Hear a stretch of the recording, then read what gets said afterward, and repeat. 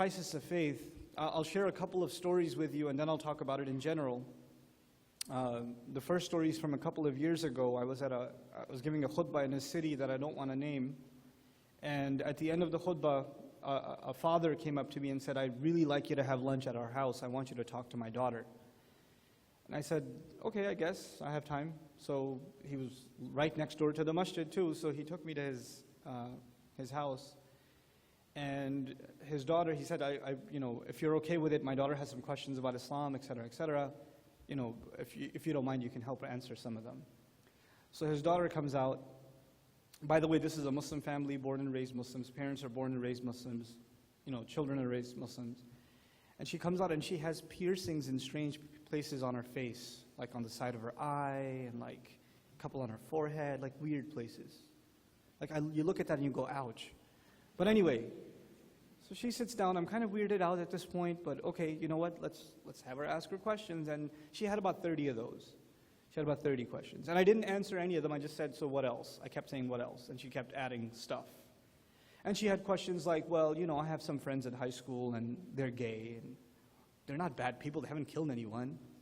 So why do we hate them so much? And why did God make a hell? Why did he have to do that? Like, what's the point? And if he wanted to make a hell, then why did he create us to begin with? If he knows we're going to go there, then why did he do that to us?" And she said, "Well, what's so bad about having a boyfriend? It's not like, murder. I'm not that bad. What's the big deal? Well, why did we make such a big deal out of everything?" And I said, at this point, internally, I've already had 3 heart attacks, but externally, I'm saying to her, "What else?"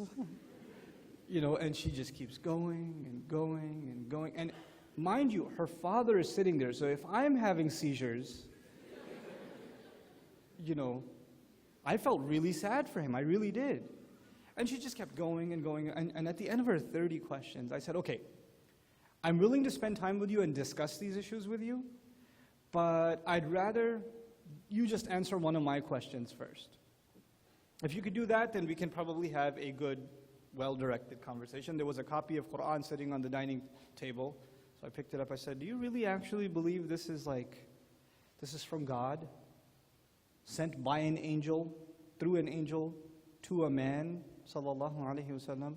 And whatever this has is perfect instruction for you and for me to live our lives in the best possible way. And if we live our lives this way, we'll find happiness here and forever. And if we don't, we'll find misery here and forever.